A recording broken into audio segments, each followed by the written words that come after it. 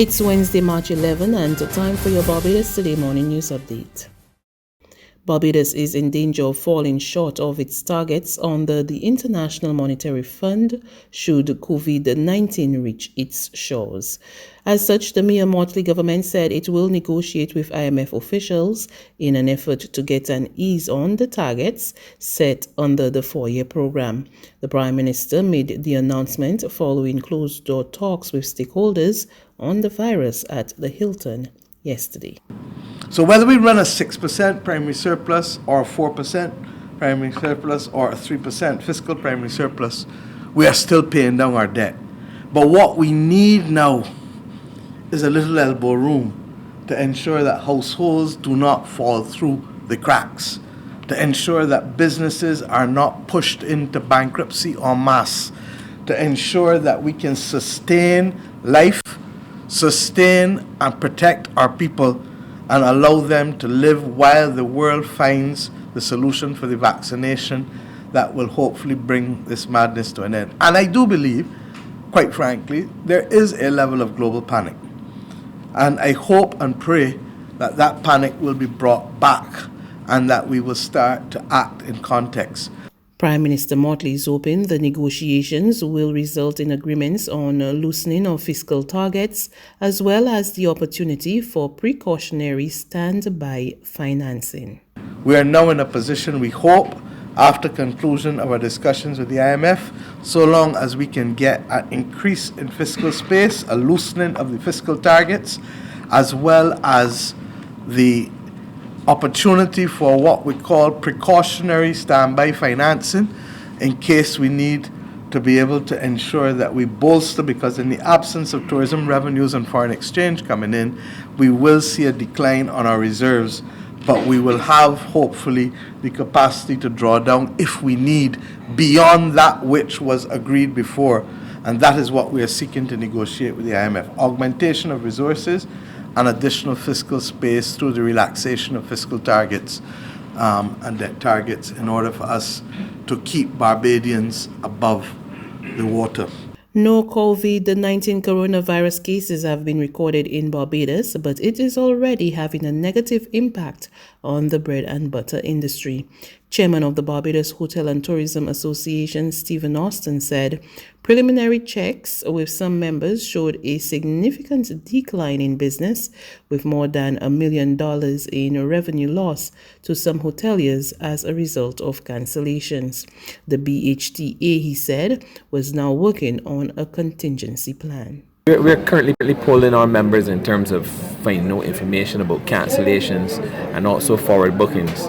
So far, in terms of cancellations and the reports from our members, out of 81 members, 49 reported, and just for March alone, it's been $1.2 million loss in revenue, and that really accounted for basically cancellation of 2,853 rooms. So it's quite significant, and we are working now on an emergency plan through the BHTA to try to help our members during this time, because the next 3 to 6 months will determine, if this continues, we will have to find ways to cope and to help our members, mitigate with staffing levels and training and helping the industry get through this mess. Opposition leader Bishop Joseph Atherley says the COVID-19 threat is yet another reminder that Barbados can no longer afford to depend solely on the tourism sector. Atherley believes the rapid spread of the virus has the potential to stagnate the island's bread and butter industry, and he's urged the Mia Mottley-led government not to ignore this latest warning about the urgent need for economic diversification. And then, of course, there's the ripple effect across the economy. I'm quite concerned about the impact of the economy should it come here. It's already in the States, and that in itself is bad for us. It's in certain parts of Europe that is bad for us. We depend on tourism. It also throws up into clear focus the unwisdom in relying solely and prominently as we do on the tourism industry. It is too volatile, too fickle, too subject to impact from all kinds of dynamics. So my greater concern is that impact on the economy going forward. The opposition leader says his immediate concern was for workers such as taxi drivers and is hoping government is looking at ways to shield those persons from the virus's economic impact. The impact on the economy.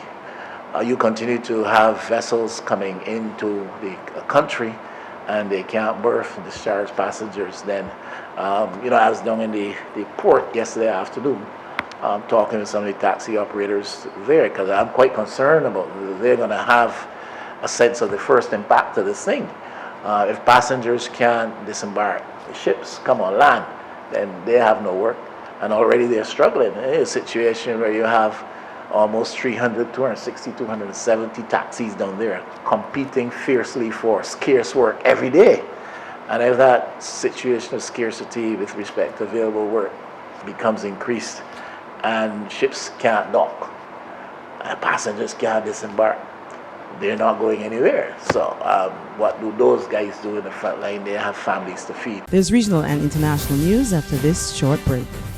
It's Festive Friday at the Bridgetown Night Market at Pelican Craft Center. Kick off the weekend this Friday from 4 p.m. to midnight with loads of food, drinks, and entertainment. Get ready for Crop Over with the Rhythm Roots Street Parade. Party like it's Kadooman Day on the street around Pelican Village with costume reveler, music, and more. It's Festive Friday. It's Festive Friday at the Bridgetown Night Market at Pelican Village Center from 4 p.m. to midnight. Admission free.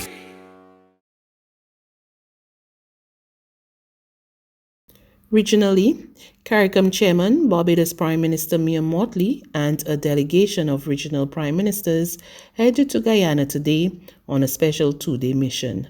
The mission comes amid reports that Guyana's Chief Justice Roxanne George will today make a decision on the verification of votes in Region 4.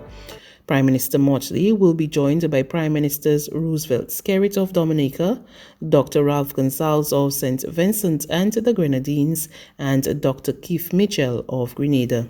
The delegation will meet with the leadership of all parties that contested the polls in an effort to ease tension in the country and assist in arriving at a solution to the impasse from last Monday's general elections. Caricom heads will also meet with representatives of observer missions that monitored the conduct of the elections. And finally, the British government says it is putting science at the heart of all coronavirus planning. The position comes amid increased pressure for the government to do more to tackle the COVID-19 coronavirus. We get more in this report from Al Jazeera. The UK's keep calm and carry on approach to the coronavirus is in sharp contrast to many other countries. France, Germany and several other EU nations have banned large gatherings of people.